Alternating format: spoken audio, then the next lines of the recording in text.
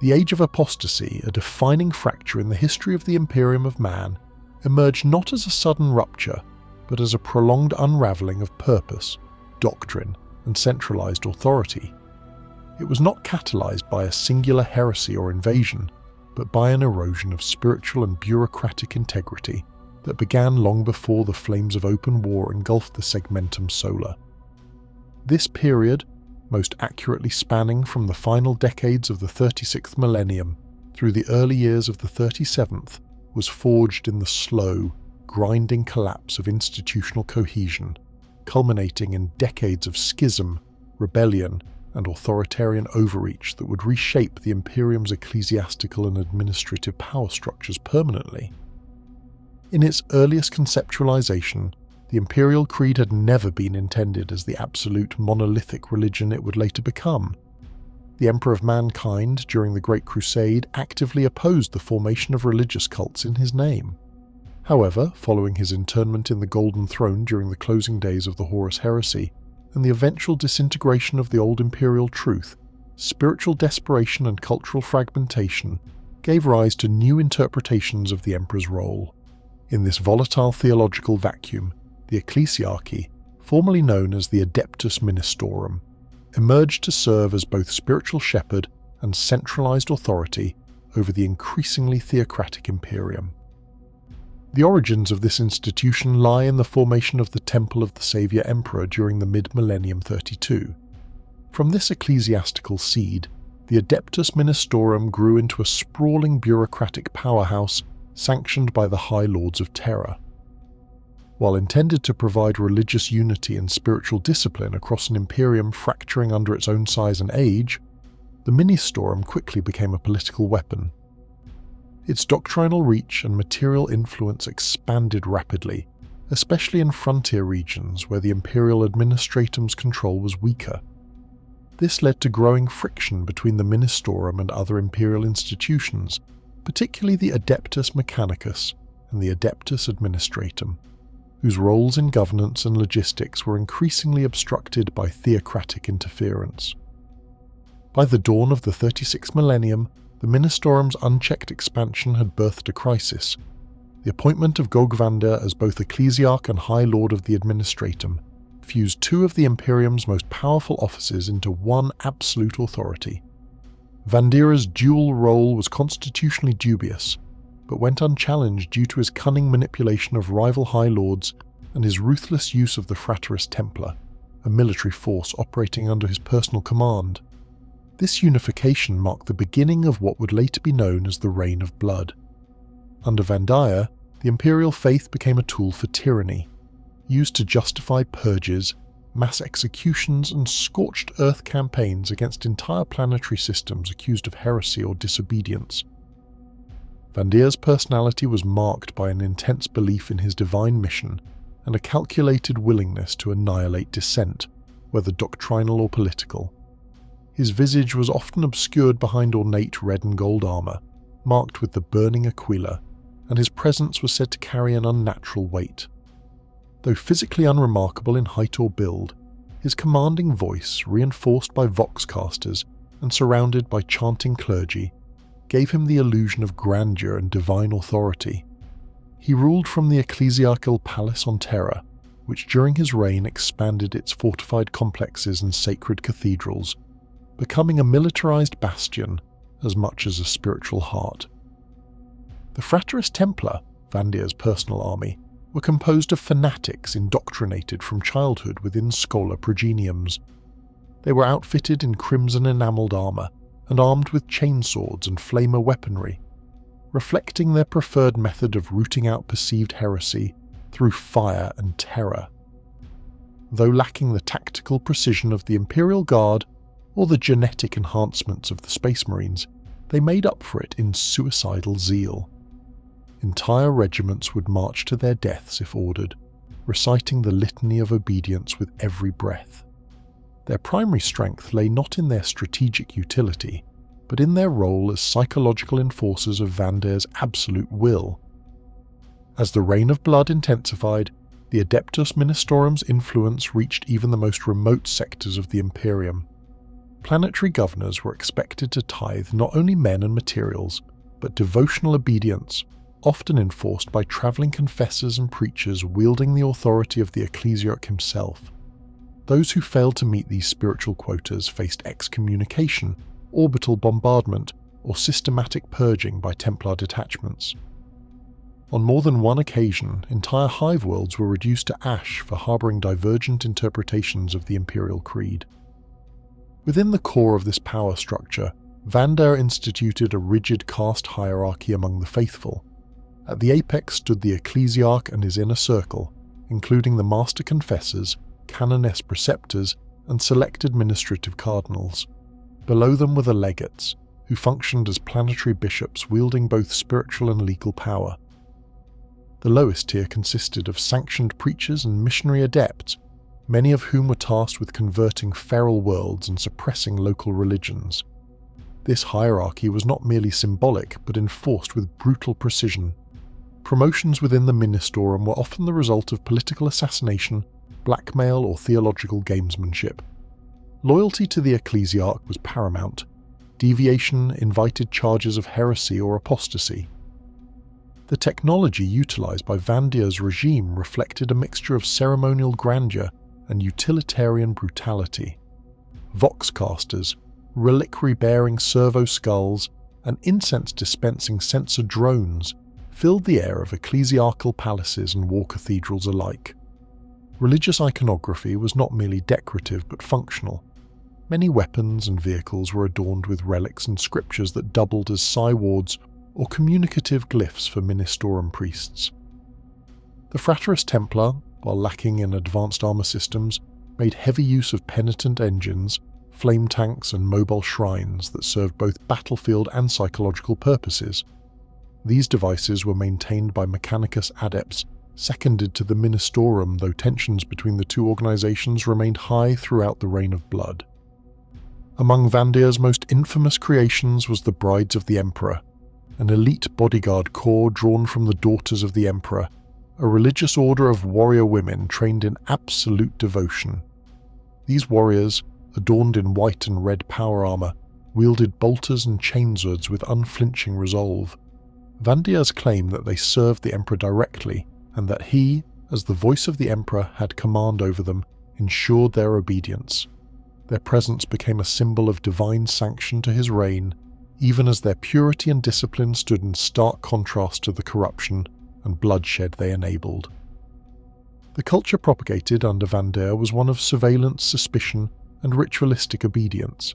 Citizens were expected to report on neighbours who lacked sufficient piety or failed to attend mandatory devotional services.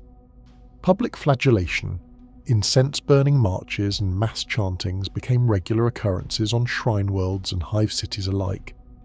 Temples were constructed atop the ruins of bombed-out cities, sometimes even while the embers still burned. The Ministorum promoted martyrdom as the highest form of worship, encouraging the faithful to embrace death for the Imperium as both sacrifice and sacrament. Despite the outward image of unity and holiness, internal schisms began to fracture the Ministorum. Several high-ranking cardinals and confessor lords voiced concerns over Vandire's doctrine and methods, only to be executed or silenced through discreditation. Whispers of dissent grew louder within the upper echelons of the Administratum, particularly among archivists and lex mechanics, who had long feared the consequences of merging religious fervour with bureaucratic authority. At the same time, distant worlds such as Aphelios VII and Justus Majoris began to diverge subtly in their interpretations of the creed, though still officially under Vandire's ecclesiastical command. Meanwhile, the Adeptus Mechanicus, though nominally cooperative, became increasingly isolated during this period. Their refusal to fully bend the knee to Vandire's theological mandates resulted in a quiet resistance. Forgeworlds began to delay production quotas or sabotage shipment schedules subtly, cloaked beneath bureaucratic miscommunications. The tech priests remained outwardly loyal, but their silence and limited access to key technologies frustrated Vandire's efforts to expand his military reach further. This passive opposition did not go unnoticed, but was tolerated for strategic reasons, at least for the time being. More importantly, beyond the narrow corridors of power and sanctified halls of the ecclesiarchal palace, the common citizens of the Imperium bore the brunt of the reign of blood. Food shortages, tithing overreach, and forced conscription created vast zones of unrest across multiple sectors. Local uprisings were crushed with terrifying efficiency, often leaving nothing but ash and scripture in their wake. However, despite the iron grip of Vandire's rule, these seeds of resistance would form the eventual foundation of his downfall. While Vandire's iron-fisted rule continued to suffocate the Imperium, his most potent spiritual tool, paradoxically, became the first crack in his foundation. The brides of the Emperor, though unwavering in their loyalty, were not unthinking instruments. Their origin lay with the Daughters of the Emperor, a militant religious order that had flourished on the world of San'Lior. These women were originally trained in martial discipline as a form of spiritual devotion, a tradition blending asceticism and combative excellence. Their armour, customized and ceremonial, bore motifs of flames and purity seals, with stylized fleur-de-lis icons etched into breastplates and gauntlets. Their weapons, primarily bolt guns and power blades, were both functional and symbolically blessed. Vandire had co-opted this order by convincing them that he spoke the direct will of the Emperor, a claim accepted without question. The turning point came when an emissary from the Adeptus Custodes, the personal guardians of the Emperor, entered the palace with quiet but absolute authority. This custodian, bearing the golden raiment and ornate guardian spear traditional to his kind, was permitted entry despite Vandire's refusal to recognize their authority openly. What followed was not a public confrontation, but a carefully orchestrated exposure. The custodian escorted Alicia Dominica, leader of the brides, into the depths of the Imperial palace, past forbidden sanctums and hidden chambers, until they stood before the golden throne itself. There, Dominica was permitted to gaze upon the Emperor's mummified form in silence, without words exchanged. No records remain of what passed through her mind in that moment, but upon her return, her loyalty to Vandire dissolved instantly. The actions that followed were swift. Alicia Dominica and her most trusted warriors turned on Vandire with righteous clarity, storming his inner sanctum with bolters readied. Faced with armed betrayal from his most devout protectors, Vandire reportedly showed no fear. His last words, according to multiple accounts later recorded by the Inquisition, were a defiant challenge that he had done only the Emperor's work. He was executed on the spot. With his death, the reign of blood ended, but the damage endured. In the immediate aftermath, the High Lords of Terror scrambled to re-establish order. The power vacuum left behind by Vandire's dual role necessitated a restructuring of the Imperium's command hierarchy. The Adeptus Ministorum, deemed too dangerous to hold unchecked authority, was formally separated from all secular governance. This restructuring was codified in the Decree Passive, a foundational legislative edict issued by the High Lords. It restricted the Ecclesiarchy from maintaining men under arms as a standing military force. In practice, the Ministorum would continue to sponsor religious militias and flagellant cults, but the Frateris Templar as an institution was dissolved. The brides of the Emperor, however, would be transformed into something new.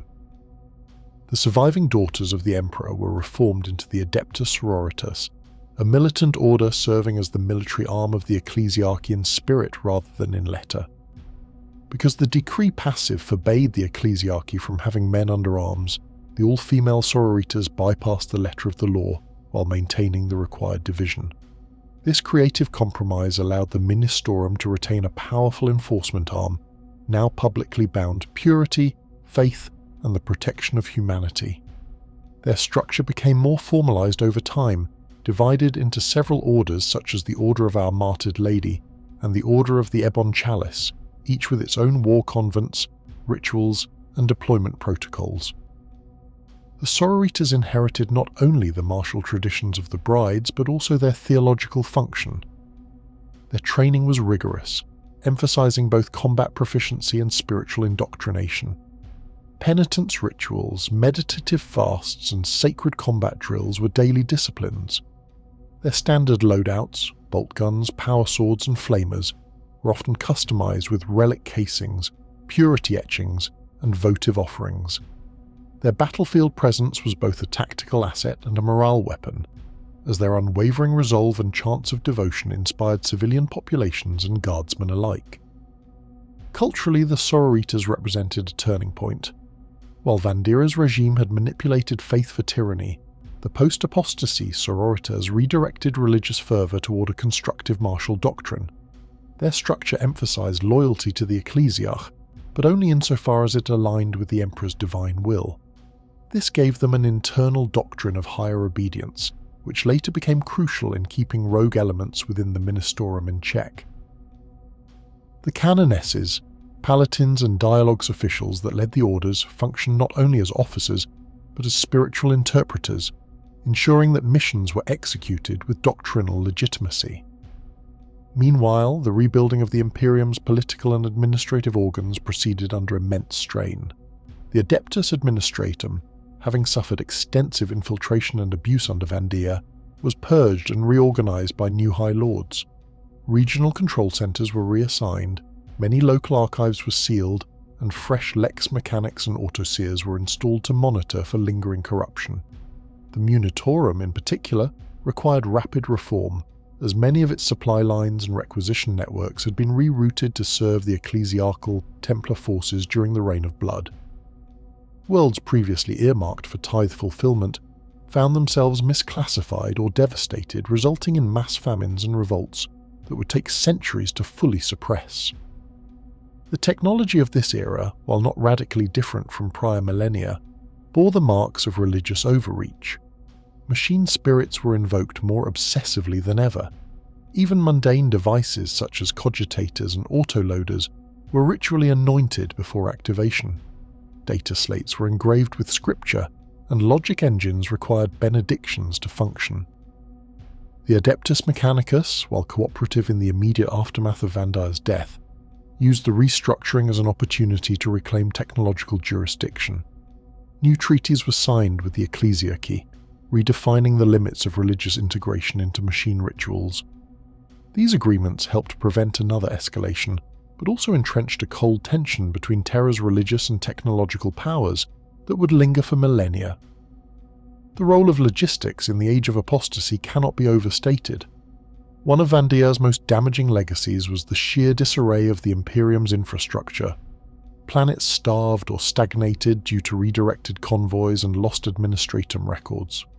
The astropathic choirs, used extensively by Vandire to propagate his sermons across the stars, had suffered burnout rates exceeding historical averages, leaving entire sectors without psychic communication. Rebuilding this network required the deployment of black ships, the reassignment of Scholastica Psychona officials, and the reluctant coordination of inquisitorial agents who had remained largely passive during the height of the reign. Among the remaining influential figures, Alicia Dominica was eventually declared a saint by the Ecclesiarchy. Her teachings, limited in scope but profound in tone, became foundational to the developing faith of the sororitas and many shrine worlds. Her relics, armor fragments, bone shards, and bolter casings were enshrined in reliquaries across the Segmentum Solar. Though her exact words before executing Vandire were never officially recorded, they became the basis for liturgical chants such as the Credo of Judgment and the Litanies of Deliverance. Over time, Dominica's image was stylized into iconography. A stern-faced woman in ornate armor holding a flaming sword, her gaze fixed upward toward the light of terror. Another legacy of the Age of Apostasy was the establishment of a clearer caste delineation within the Ecclesiarchy's civil structure. In the post-reign era, new ranks were introduced to prevent the concentration of absolute power. The Ecclesiarch was still considered the spiritual head, but checks were introduced through the Synod Ministra and Synod Obscurus, councils drawn from cardinals across different segmentums. These synods functioned as advisory and investigative bodies, assigned the authority to question, delay, or formally challenge any new doctrinal edict. In practice, they rarely exercised this power, but the structure was symbolic of the Imperium's desire to decentralize power while maintaining the appearance of unity. The post-apostasy Imperium bore the scars of its theocratic nightmare for centuries. Even worlds untouched by Vandire's direct campaigns found themselves entangled in the echoes of his decrees. The very concept of religious obedience was recalibrated. The idea of the Emperor as a god, once fiercely contested by remnants of the imperial truth, was now entrenched beyond reversal. Shrines, pilgrimages, and confession halls multiplied in number. Even the Space Marines, traditionally resistant to religious doctrine, found themselves increasingly surrounded by ecclesiarchal influence, especially in systems governed by pious governors or shrine factions. The legacy of technology, culture, and doctrine in the Age of Apostasy was thus not a return to balance but a permanent pivot. The Imperium became more authoritarian, not less, more religiously devout, not more rational. Yet it also gained a hardened awareness of its own structural fragility. The Reign of Blood served as both a warning and a model, a cautionary tale of overreach, but also a proof of concept that spiritual fervour could mobilize an empire more effectively than law or force alone. The aftermath of the Age of Apostasy left the Imperium in a state of fractured renewal. While the Ecclesiarchy was stripped of its absolute power, its influence remained formidable, intricately woven into the very fabric of imperial life. The restructuring, while crucial, could not undo the profound societal shifts that Vandire's reign had caused. The Imperium was now a place where faith was no longer an optional expression of devotion. It had become a cornerstone of existence. For many, the Emperor was as much a god as a ruler, and the Ecclesiarchy, despite being scaled back, was now seen as an indispensable institution that held the threads of spiritual and civil order together. The most notable long-term consequence of Vandire's death was the rise of the Ecclesiarchy as a powerful independent entity that influenced not just spiritual matters, but also political and social realms. While the decree passive limited the military role of the Ministorum, it did not silence its vast network of missionaries, confessors, and zealots. The Ministorum's presence on every world in the Imperium ensured that the Ecclesiarchy's doctrines permeated almost every aspect of daily life, from the rituals of birth and death to the moral conduct of governance. The Adeptus Sororitas, transformed from the brides of the Emperor, grew rapidly into a symbol of purity and devotion across the Imperium. Their role expanded from the protection of the Ecclesiarchy to broader military functions, including aiding in the defense of Imperium worlds beset by external threats and internal rebellions. The Sisters of Battle became a force that was feared and respected, but their militant role often clashed with the more conservative and bureaucratic factions within the Adeptus Administratum, who saw their growing power as a threat to their own influence. This tension would set the stage for future conflicts, with the Adeptus Sororitas often caught between the extremes of the Ecclesiarchy's divine mandate and the pragmatic needs of the Administratum and the Imperial Guard. In the wake of Vandire's fall, the Adeptus Mechanicus found itself reluctantly reasserting its influence, especially in the realms of advanced technology and machine worship. The Mechanicus had been largely silent during the Age of Apostasy, viewing the Ecclesiarchy's rise as a threat to their own religious rites dedicated to the Omnissiah, the machine god. However, with Vandire's tyrannical rule dismantled, the Mechanicus regained control over critical technological assets, including the manufacturing of war machines and the maintenance of imperial fleets.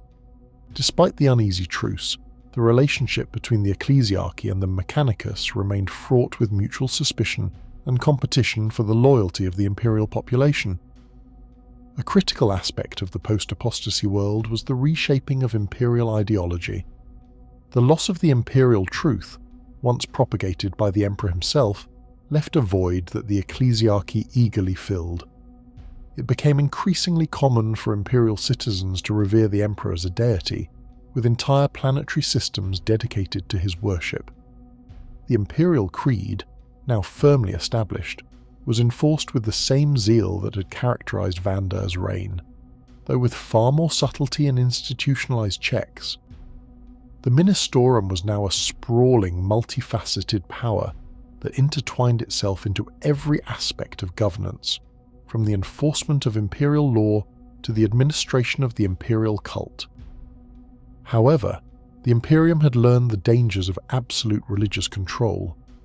While the Ecclesiarchy maintained its power, there were institutional safeguards in place to prevent any single figure, like Vandire, from ever assuming unchecked authority again. The Synod Ministra, a council of cardinals and ecclesiastical officials from across the Segmentum Solar, functioned as a check on the Ecclesiarch's power. Although the Synod could only provide counsel rather than enforce decisions, their role was pivotal in moderating the ideological extremism that threatened to consume the Imperium in the wake of the Reign of Blood. In the aftermath, a new social hierarchy emerged in which the imperial citizens were divided into strict classes, with the Ecclesiarchy's influence extending to every level.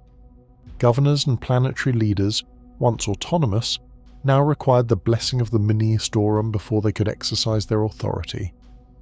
Even military leaders, particularly those within the Imperial Guard, were expected to demonstrate their piety before commanding troops in the Emperor's name.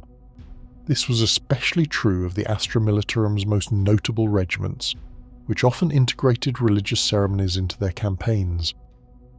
The behaviour and psychology of the imperial citizenry were also forever altered by the Age of Apostasy. Fear, obedience, and devotion became the dominant societal traits. The worship of the Emperor was not merely a matter of faith, it became a means of survival. In a galaxy riven by war, strife, and the constant threat of alien incursion, the Emperor's divine protection became a balm for the suffering masses, a psychological shield against the horrors of the universe. The Ecclesiarchy, through its vast network of missionaries and confessors, reinforced this belief, spreading the idea that the Emperor watched over his people and that their suffering had meaning in the larger context of his eternal plan. The aftermath also saw a reorientation of imperial military doctrine. The military apparatus of the Imperium, while still dominated by the Imperial Guard and the Space Marines, began to shift toward a more religiously motivated approach. War was no longer solely about conquest or defense. It became a sacred duty, a holy war fought in the name of the Emperor. This ideological shift influenced the doctrines of many imperial forces, including the Astra Militarum, whose regiments now included chaplains and confessional officers as part of their standard deployment. The Inquisition, though largely passive during the Age of Apostasy, began to reorganize and assert its authority once more. Its role in the Imperium was now cemented as an essential instrument of the Emperor's will. Though the Inquisition had long acted as a secretive organization, its responsibilities expanded in the wake of the Reign of Blood. The Inquisitors, empowered to act in the name of the Emperor and the Imperium, took it upon themselves to root out heresy, corruption, and subversion at all levels of imperial society. Their role was now formalized, and the inquisitorial mandate, established during the time of the Great Crusade, was reinterpreted in light of the recent theological upheaval. No longer was their sole focus limited to alien threats and sorcerous corruption. The Inquisition now saw its task as safeguarding the spiritual purity of the Imperium as well. Despite the ecclesiastical restructuring, the concept of apostasy persisted as a dark stain upon the Imperium. Though Vandire was dead, his ideological and theological legacy continued to cast a long shadow. The Imperium, despite its best efforts to heal and reorganize, had become a society forever marked by the scars of this traumatic period.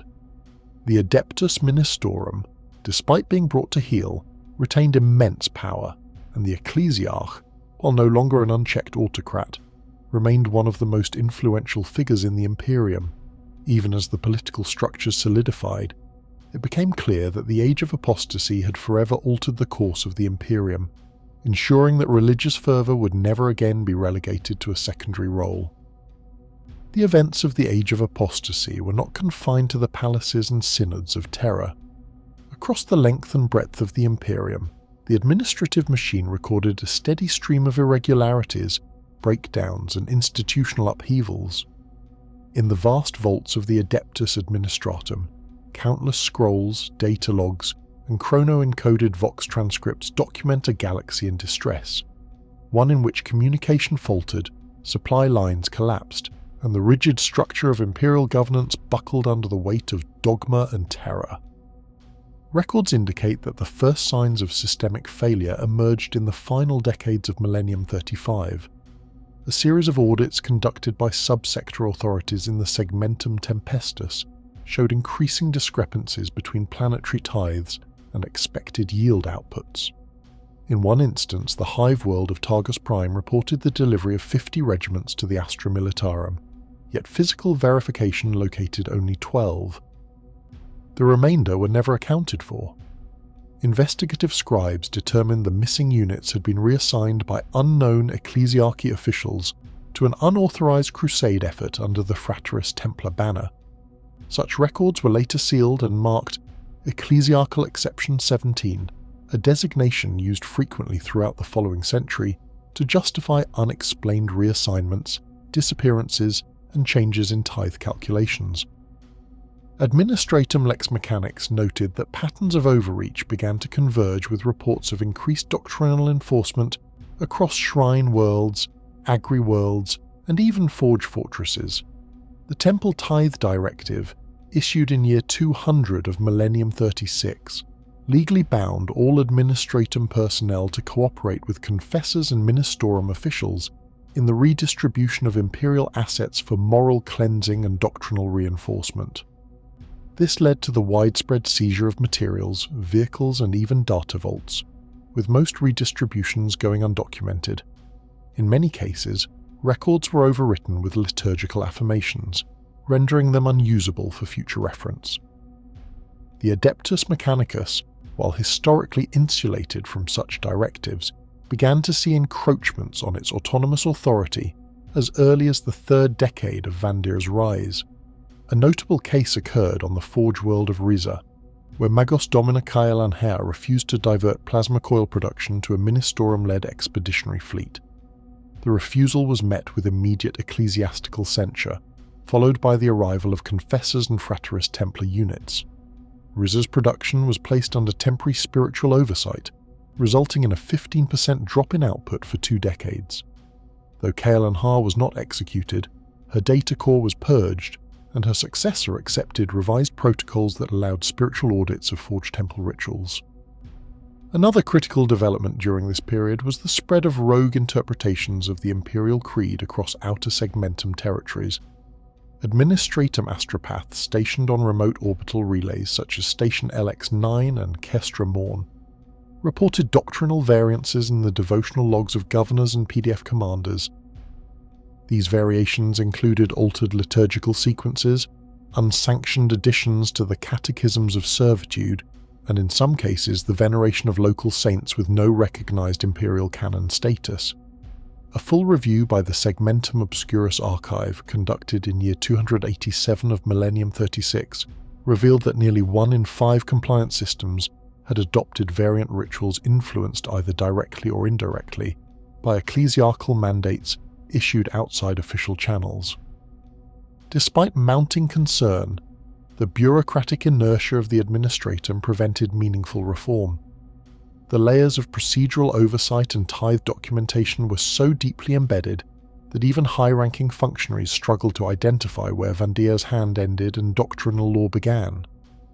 The bureaucratic fortress world of Hydrafer, a linchpin of Segmentum Pacificus logistics, serves as a telling example. Its records vaults show hundreds of contradictory decrees issued under Vandire's seal, some authorizing simultaneous deployment of the same resources to multiple crusades. Reconciliation of these contradictions was impossible. Vox scribes simply marked many reports, per ecclesiarchal discretion, and left the columns blank. The logistical decay was not limited to military resources. The Administratum's planetary census data, used to assess tithe grades and social order, became increasingly distorted. On the agri-world of Barathrum, population records fluctuated by tens of millions across a single decade, largely due to inconsistent pilgrim registries. Ecclesiarchy promoted festivals and mass devotional movements often redirected entire workforces into religious processions or voluntary martyrdom missions, leaving critical food processing facilities unmanned. The resulting shortages forced emergency food shipments from nearby sectors, which in turn delayed military provisioning. From the Adeptus Mechanicus perspective, the problem was not simply that the Ministorum interfered with technology, but that it redefined the sanctity of function itself. Rituals traditionally used to maintain war machines and plasma reactors were deemed impure if they lacked references to Vandire's interpretation of the Emperor's divine will. In Mechanicus cathedrams across Mars, Anvari Prime and Lemnos, reports emerged of tech priests publicly flagellating themselves during rites to appease both their machine god and the Ecclesiarch's demands. Entire forge spires were retrofitted with statues of Vandire or re-etched with flame iconography, disrupting ancient layouts meant to channel atmospheric efficiency or electromagnetic regulation. One of the most damaging effects of the Reign of Blood from a technological perspective was the distortion of STC recovery missions. Adeptus Mechanicus explorator fleets had long sought out fragments of standard template constructs to improve the Imperium's dwindling technological base. During the Age of Apostasy, however, dozens of such expeditions were recalled or redirected under ecclesiarchal order. In one case, an explorator fleet bound for the expanse of Crantine was reassigned to deliver sacred relics to shrine worlds in Segmentum Solar. When Archmagos Ereptus of Mars attempted to countermand the order, the Ecclesiarchy responded by denouncing the mission as a form of technolatrous apostasy. The fleet was forced to comply, and the opportunity to recover lost data from the Crantine relic systems was lost, perhaps permanently. Not all Mechanicus personnel complied. Isolated incidents of refusal and sabotage are noted in vault records preserved on Data Reliquary 17 of the Martian Sub-Archive. In one redacted transcript, an unnamed tech priest declared a multi-system transmission of binary scripture denouncing Vandire as a parasite in the circuits of mankind. The priest was hunted down and executed by Ministorum agents within the month, but not before the signal reached over 49 connected forges. The message was deleted in most systems, but several magi chose to interpret it as encrypted prophecy rather than sedition. These isolated moments of resistance remained hidden within Mechanicus hierarchy for centuries, protected by code-layered secrecy and the obscurity of binaric liturgies. By the closing decade of Millennium 36, even the most faithful Administratum scribes had begun to express concern in encoded memos. Certain subsector tallies began to include marginalia, referencing systemic obfuscation, intentional misallocation, and unsanctioned deployment of Administratum assets. These coded criticisms were subtle, often buried in the 8th or 9th footnote of a tithe report, but they show the slow emergence of institutional awareness. Unlike the swift intervention later conducted by the Custodes and the Brides of the Emperor, the Administratum's resistance was clerical and glacial, cautiously woven into paperwork, omissions, and coded corrections. While records from the period remain fragmented, especially in regions that suffered orbital bombardment or large-scale purges, a general pattern is clear. The Age of Apostasy, as recorded by the Adeptus Administratum and Adeptus Mechanicus, was not simply a theological schism or political coup. It was a wholesale distortion of the Imperium's operational reality. The logistics of tithes, the interpretation of scripture, and the distribution of technology were no longer governed by function or necessity, but by religious decree. Entire sectors came to a standstill due to contradictory orders, or they dissolved into anarchy under the pressure of relentless purges. Sectors such as Helicon, Antimar, and Valens suffered economically and militarily, as documented in the now fragmented records stored on Gaius Vault Line. While some of these losses were attributed to external threats such as orc incursions or chaos cult activity, internal documents reveal that the root causes were logistical collapse, poor communication, and competing hierarchies issuing incompatible orders. As the curtain began to fall on the Reign of Blood, the Adeptus Administratum, damaged but still functioning, began to quietly reclaim lost ground. Subsector governors reasserted control over disconnected worlds. Scribe legates and senior lex mechanics initiated data purges to remove contradictory orders and reconstruct planetary networks. forgeworlds requested renewed trade compacts and revised material quotas. The process was slow and required decades of recalibration, but it laid the foundation for the Imperium's post-apostasy survival.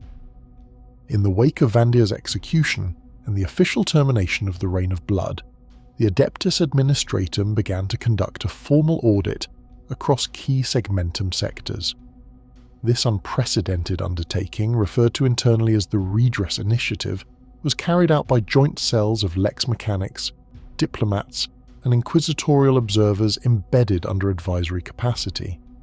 The purpose of the audit was not merely to evaluate economic or military efficiency, but to catalogue the depth of spiritual contamination introduced by decades of ecclesiastical overreach.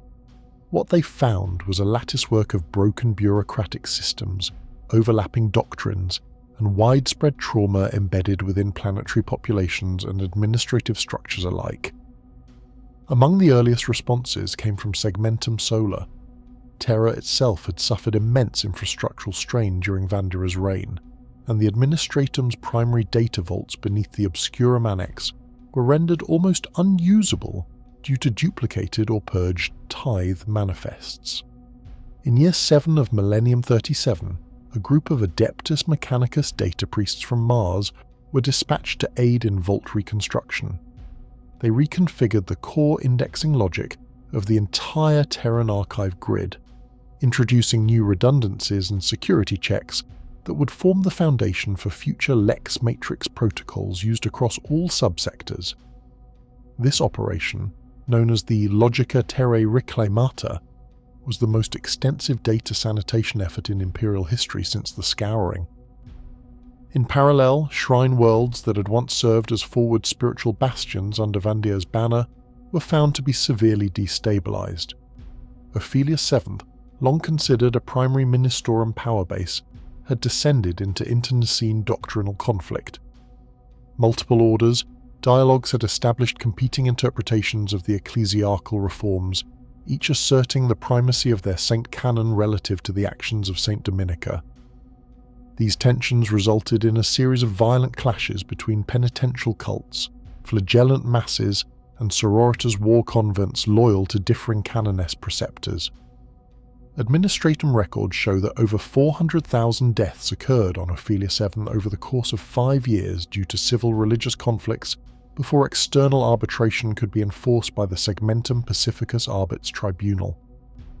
Elsewhere, forge worlds such as Esteban VII and Hadrak Forge Delta initiated limited purges of their local ministorum representatives. These actions, often carried out through ritualized resanctification rites rather than open warfare, were supported by a growing sentiment among lower-tier tech priests that Vandire's policies had nearly led to the collapse of vital STC-seeking missions. These minor rebellions were allowed to continue largely unopposed by Terra, provided that planetary production quotas resumed and public order was maintained. The events marked one of the few times in recorded Imperial history when the Mechanicus was granted unspoken permission to cleanse external influence without invoking censure from the High Lords. A particularly revealing insight into this transitional period comes from the documented response on the hive world of Purlia, a subprime export node within the Segmentum Obscurus. During the Reign of Blood, Purlia had been subjected to repeated ecclesiarchal efficiency reviews, which saw entire city blocks reallocated to housing ecclesiarchy clergy and Templar barracks. These shifts disrupted vital manufacturum output and water purification cycles, leading to widespread sickness and economic collapse. By the time of Vandire's death, over 1/3 of the hive's population was classified as spiritually unclean due to non-compliance with devotional schedules. The response of the Administratum to Purlia's state was complex. Rather than initiate punitive action, scribes from the Departmentum Munitorum authorized a full-scale population reclassification. Entire districts were reorganized into labor castes specifically devoted to infrastructural reconstruction, while the Ministorum was required to retract its claim on over 400 hab blocks. In exchange, shrine construction was permitted in the upper hive, and pilgrim trade routes were opened, allowing for revenue-based equilibrium to be restored. Purlia's administrative recovery was held up by the High Lords as a template for cooperation between faith and function, and its logbook was required reading in later civil governance academies. In Segmentum Tempestus, the re-emergence of war zones previously ignored or deprioritized under Vandire's rule became a critical issue. In sectors such as Gethsemane and Sarksine, Astra Militarum units had been withdrawn or redeployed by ecclesiarchal decree, leaving systems vulnerable to orc incursions and chaos warbands. Once Vandire's grip was broken, the Administratum began emergency deployments to stabilize these areas, though records indicate that the time lost had already resulted in planetary extinction-level events on at least 6 agri-worlds. Among these was Valon Secundus, which had sustained an 8-year siege by orc pirates due to complete abandonment of military oversight. Its distress beacons, later recovered from orbital wreckage, showed no fewer than 130 unanswered transmissions to Terra. The entire planetary population was recorded as deceased by year 16 of Millennium 37. Despite these losses, some Imperial worlds used the collapse of Vandire's regime as an opportunity to reclaim local control and strengthen cultural identities. In the case of the feudal world Taskadaman, its planetary governor, initially stripped of authority by Ministorum agents for failing to convert his populace to ecclesiarchal orthodoxy, was reinstated through a complex mediation led by the Segmentum Australis diplomatic chamber. The resulting accord permitted Taskadaman to continue its traditional warrior caste structure and incorporate elements of the Imperial creed without discarding its ancestral rights. While unusual, this arrangement prevented outright rebellion and proved stable in the long term, becoming a case study in flexible theological integration. One of the more contentious issues faced during this period was the fate of the Frateris Templar remnants.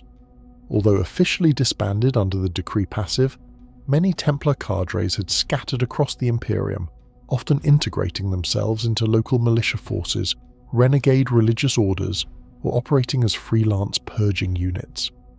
The Administratum's internal security logs list over 300 Templar-affiliated uprisings during the first 50 years after Vandire's death.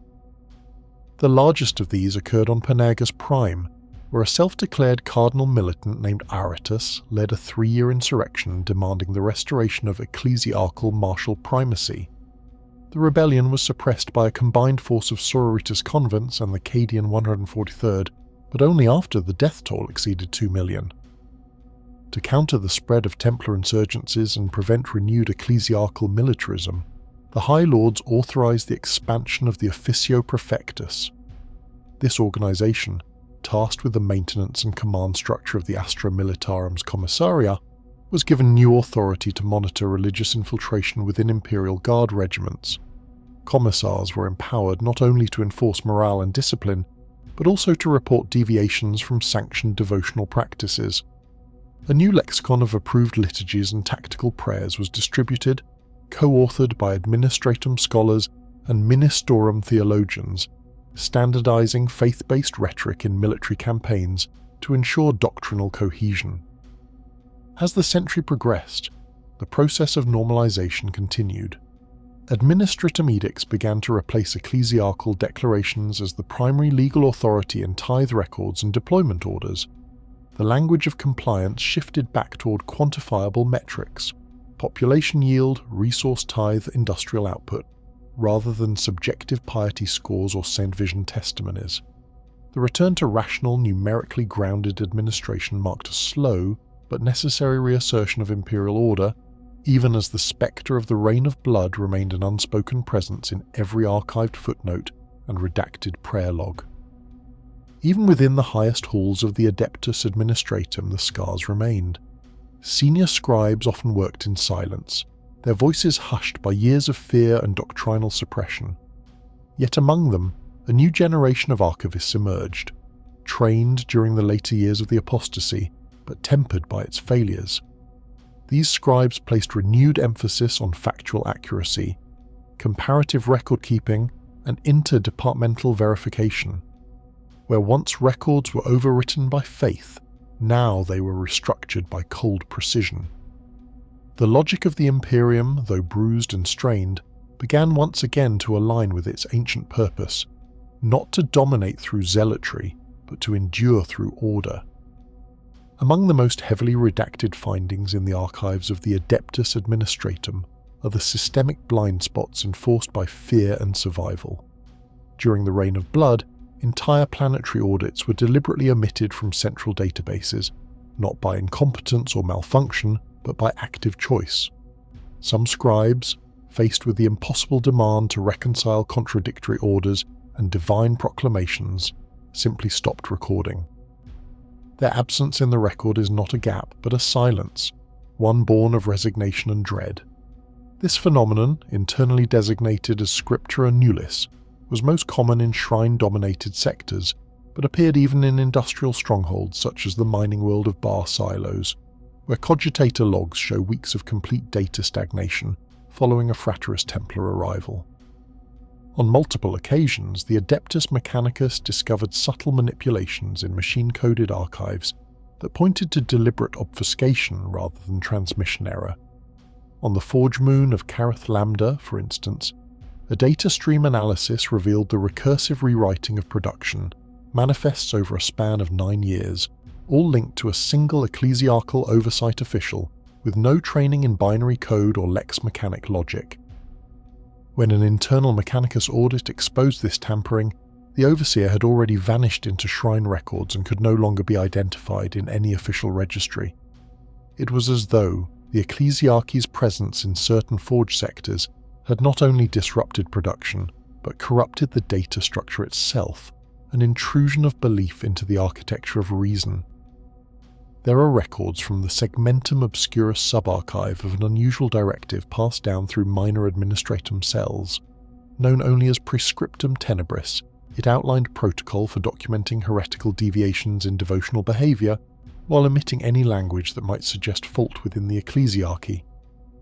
The directive allowed scribes to note irregularities in prayer schedules, mass pilgrimages, or the unexplained diversion of planetary tithe quotas, but only using sanitized codes such as spiritual contingency or liturgical variance. This effectively buried many of the Ministerum's abuses beneath a layer of authorized ambiguity, ensuring that future investigations would require not only access, but interpretation and contextual knowledge long since buried with the scribes who lived through it.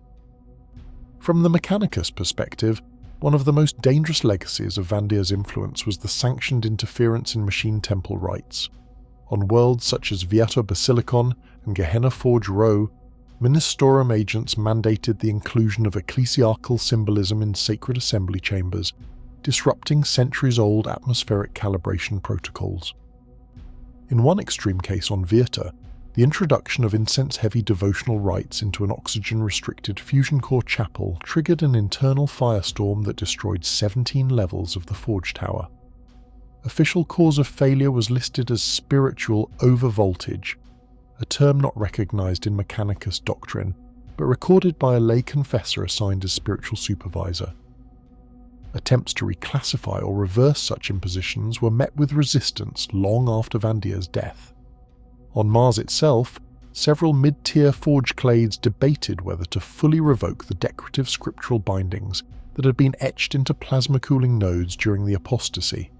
These bindings, while not directly harmful, interfered with standard rites of appeasement and invoked theological contradictions when read alongside the litany of proper ignition.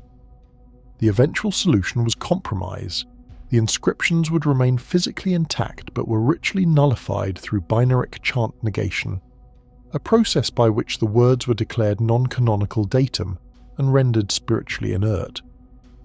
Across Administratum-controlled sectors, a similar approach took hold.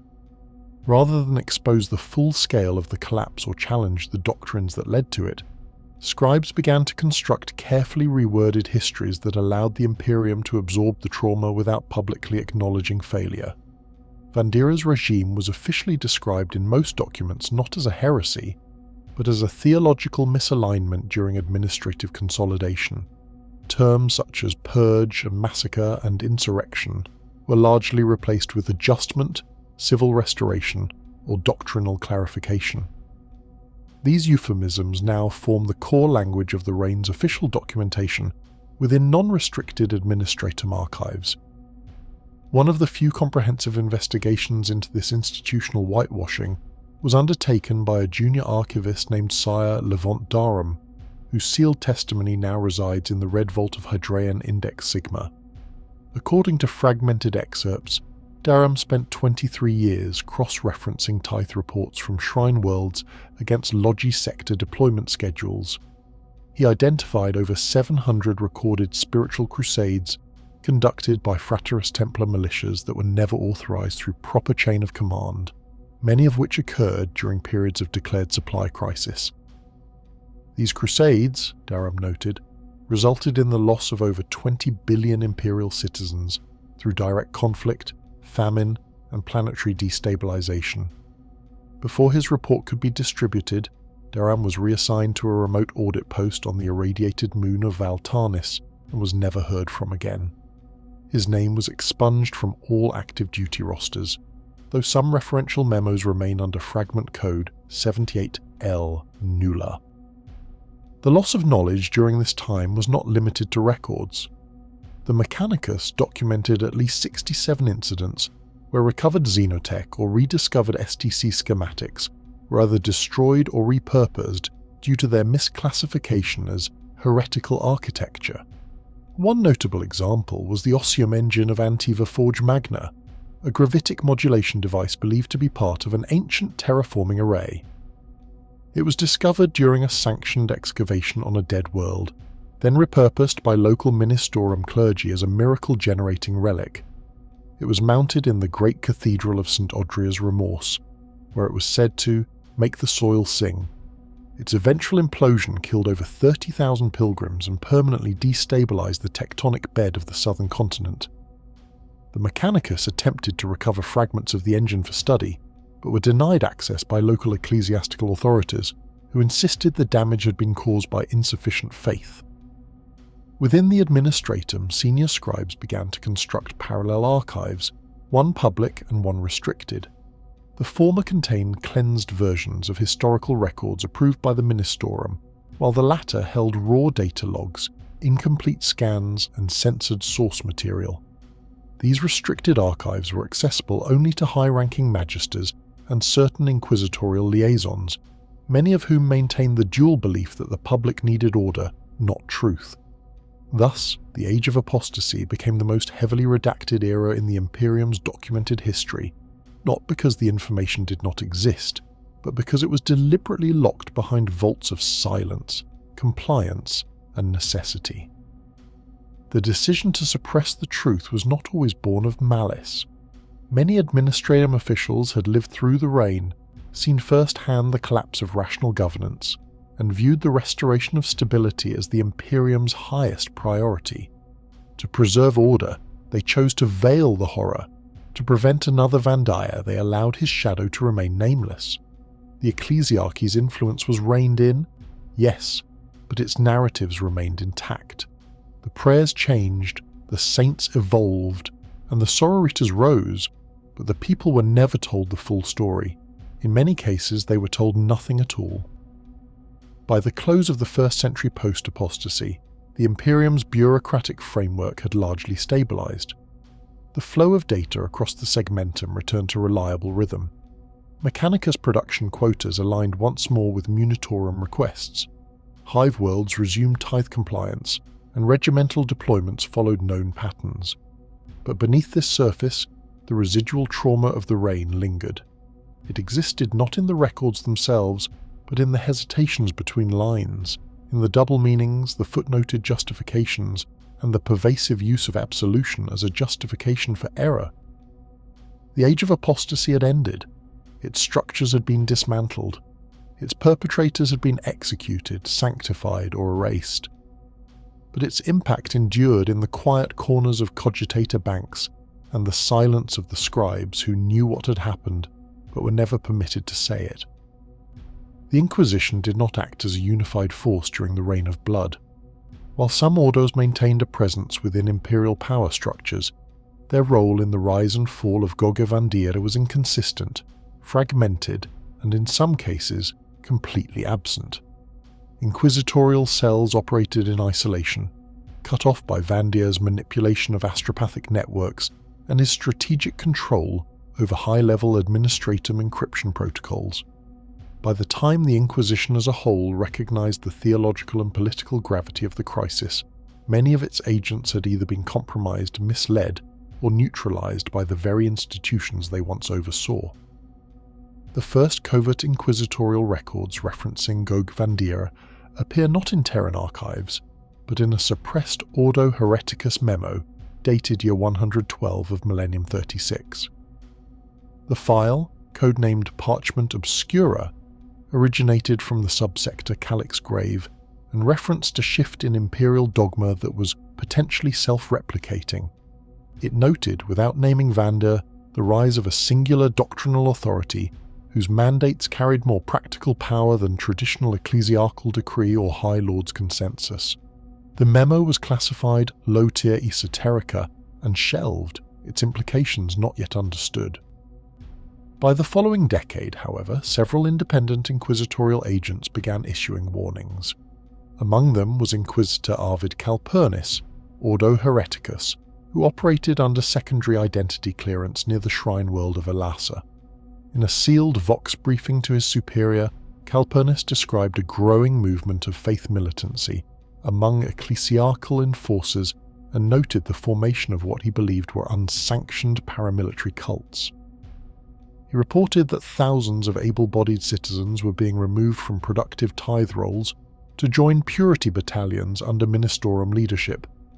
His final report, transmitted shortly before his death during a ritualized public execution staged by Frateris Templar operatives, ended with the phrase, "Faith is weaponized. The chain of trust is breaking." The Inquisition's failure to prevent the centralization of Vandire's power can be attributed in part to internal division. The Ordo Malleus, focused entirely on the containment of demonic incursion, viewed the rise of ecclesiarchal fervor as politically dangerous but not an immediate warp threat. The Ordo Xenos, even further removed, was preoccupied with the containment of a possible emerging Tyrannid biosignature along the galactic eastern fringe. It was only the Ordo Hereticus, still relatively young and loosely structured at the time, that began to gather concerns across disparate regions. However, lacking central authority or consensus on threat classification, most of these findings were not acted upon until long after Vandire had established control. What few coordinated actions the Inquisition did undertake during the Reign of Blood were cautious, surgical, and obscured from the wider conflict. Cells embedded within the Adeptus Arbits began collating arrest records marked as doctrinal anomalies. These referred to individuals accused of promoting interpretations of the Imperial Creed that deviated from Vandire's enforced orthodoxy. Some were cultists, many were not. The Arbites rarely questioned their orders, but within certain precinct fortresses, a pattern emerged.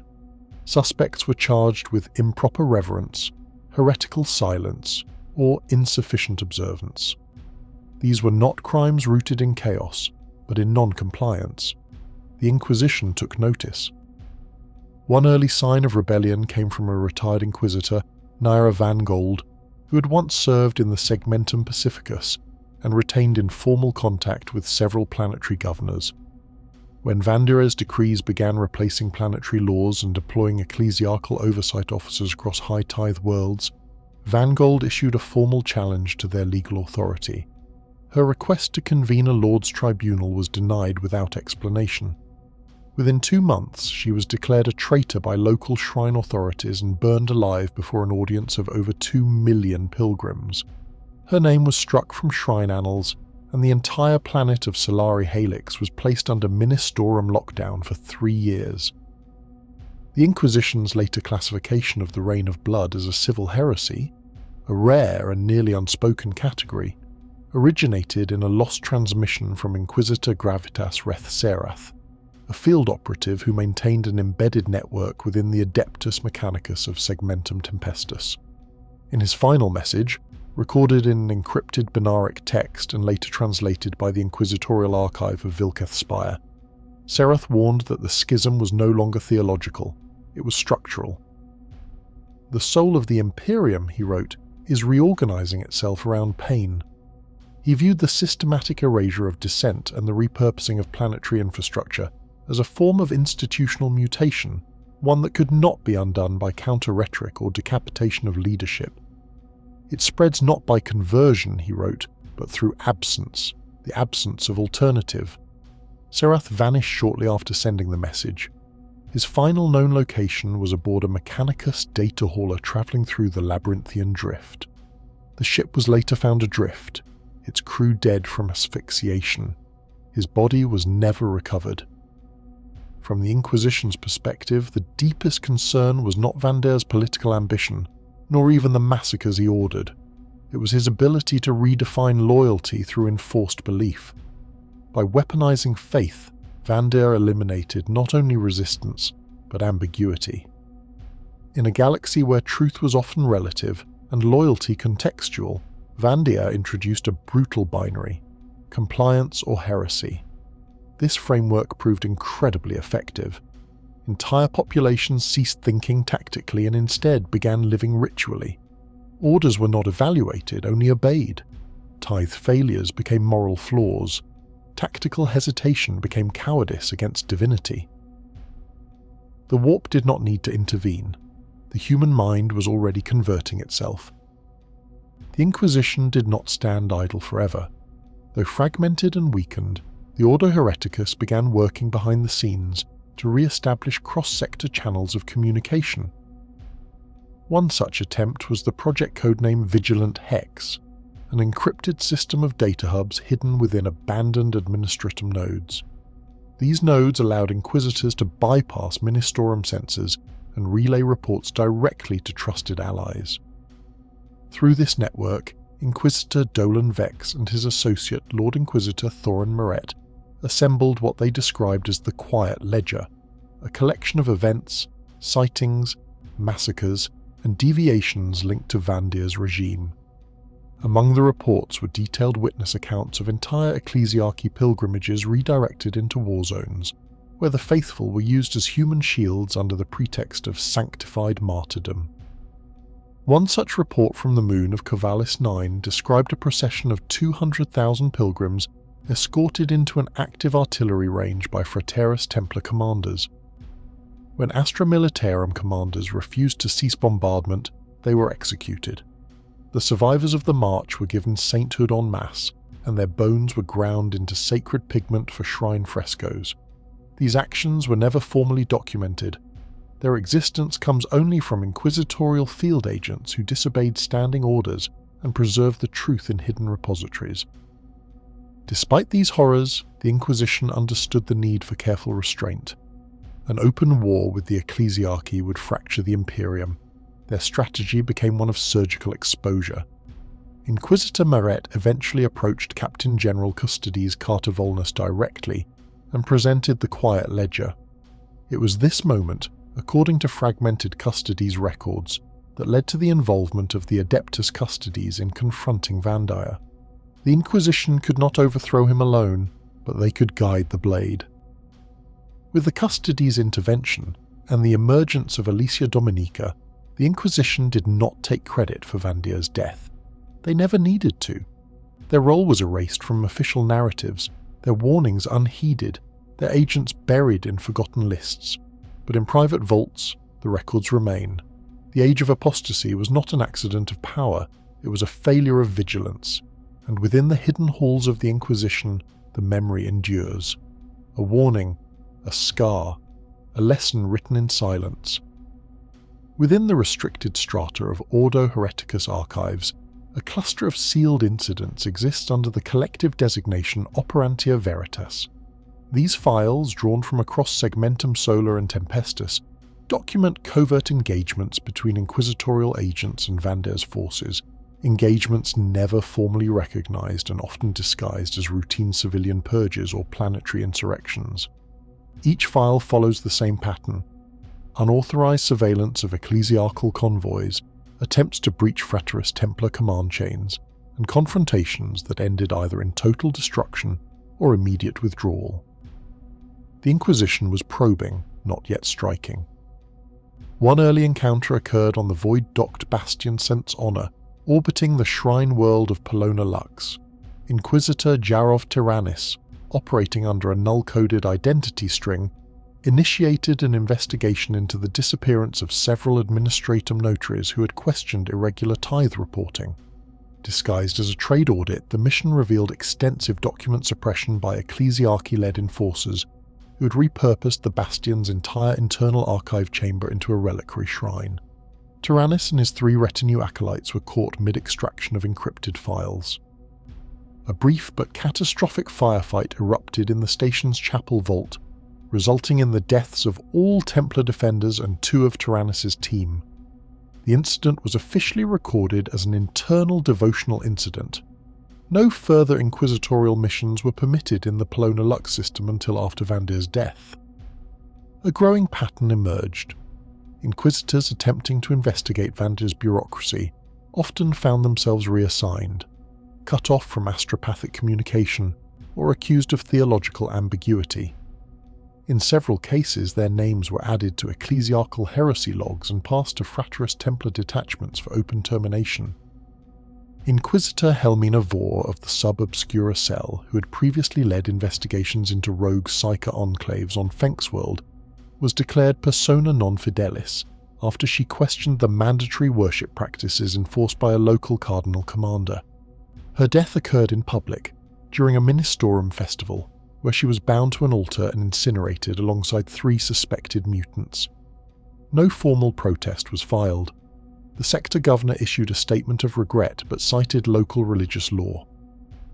These actions did not go unnoticed within the Inquisition. Ordo Hereticus conclaves began to form in secret, meeting in sub-real locations aboard cloaked void arcs or within Mechanicus-protected data vaults. These conclaves debated openly what few in the Imperium dared admit, that the Imperium was no longer governed by rational decree or secular law, but by absolute faith weaponized through fear. Within the Discipular Contemptoris records, a lost inquisitorial transcript recovered from the ghost world of Cadric's Vale, an anonymous inquisitor spoke plainly. The Emperor's will has become indistinguishable from the will of the Ecclesiarch, and the Ecclesiarch is mad. Amid these conclaves, proposals were drafted not for Vandire's arrest, but for his theological disqualification, a process that would require not only logistical evidence of corruption, but a counter-myth capable of displacing his divinity in the minds of the faithful. The Inquisition could not simply remove him. He had become an icon. They needed another one. This was when intelligence surfaced regarding Alicia Dominica, then commander of the Brides of the Emperor. Initial reports had described her as wholly loyal to Vandire, having led numerous purges across Segmentum Pacificus and personally commanded retributive actions against non-compliant forged clergy. But scattered whispers, recorded in mission logs flagged Anomaly Red, suggested behavioural shifts. Dominica had begun questioning the excesses of her assignments.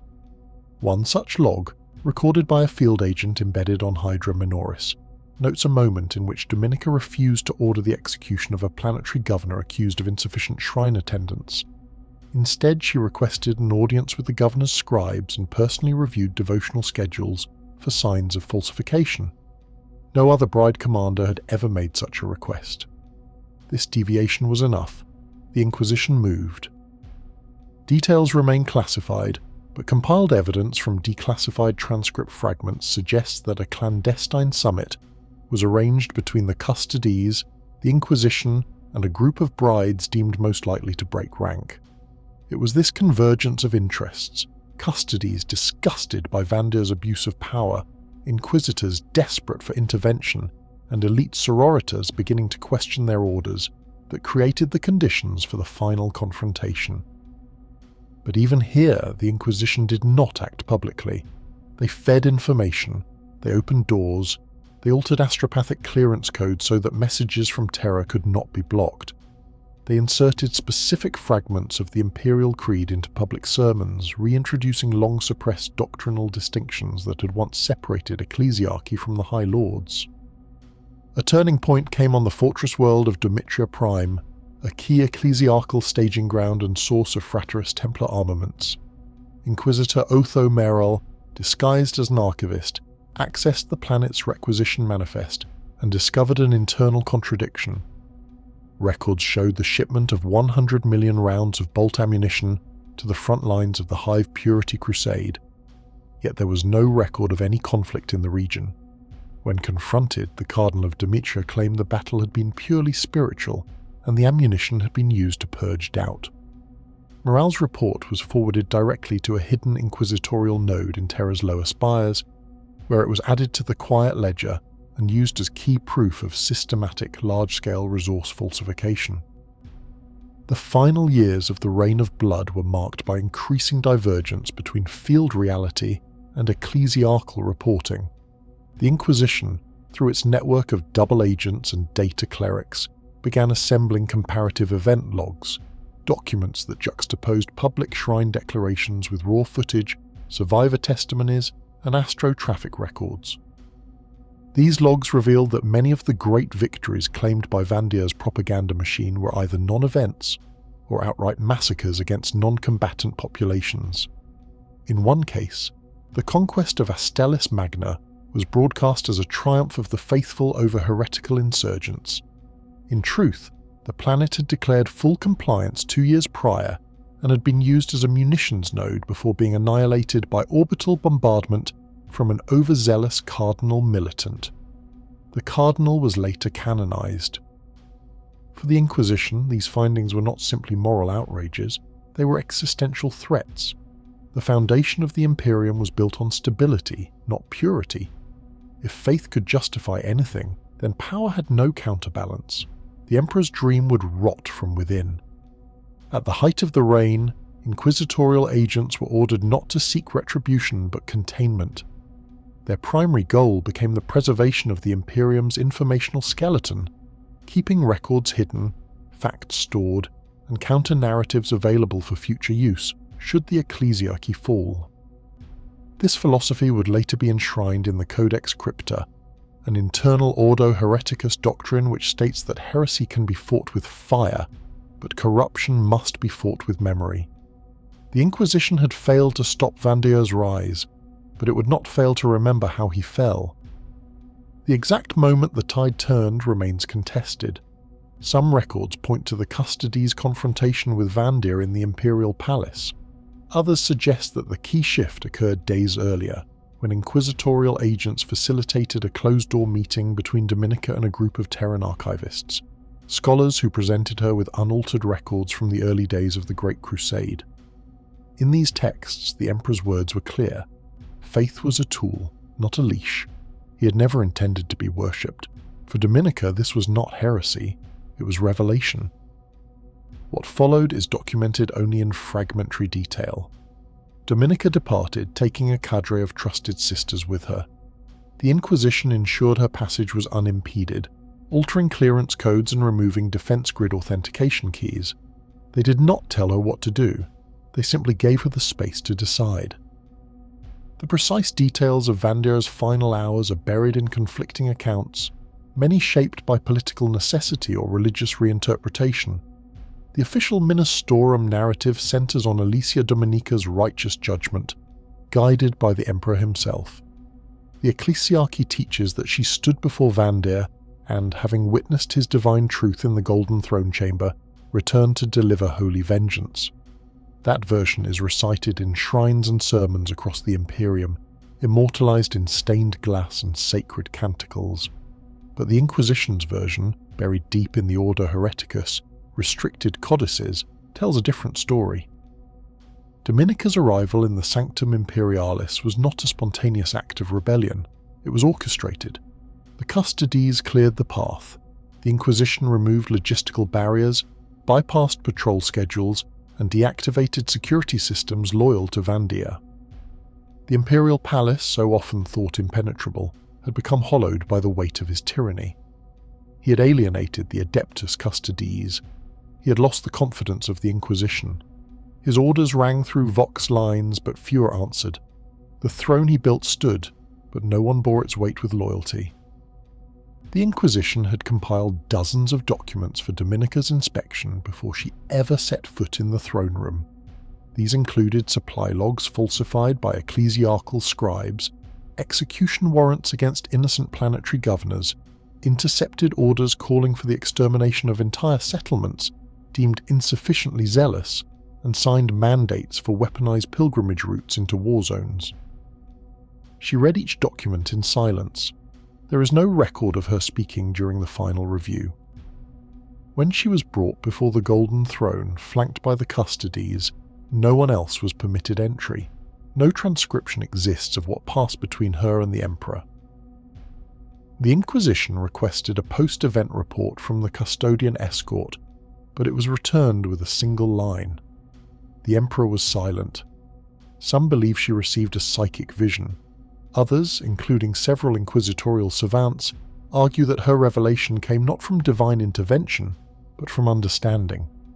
She saw the contradiction between Vandire's dogma and the Emperor's ancient decrees. The truth did not require words. Her return was decisive. She led the brides of the Emperor into Vandire's presence, her armor gleaming, her blade sheathed. He greeted her not as a traitor, but as a priest might welcome the return of a favored disciple. In his final, recorded words, captured by an autoscribe mounted behind the throne, Vandire said, "I have done only what needed to be done. Can you say the same?" Dominica did not answer. The strike was swift. No hesitation, no sermon. One moment of silence, and then his reign ended. The Inquisition was already prepared. Within hours, agents spread through the upper tiers of the Ecclesiarchy's Terran holdings, securing vaults, apprehending remaining loyalist cardinals, and seizing control of communication relays.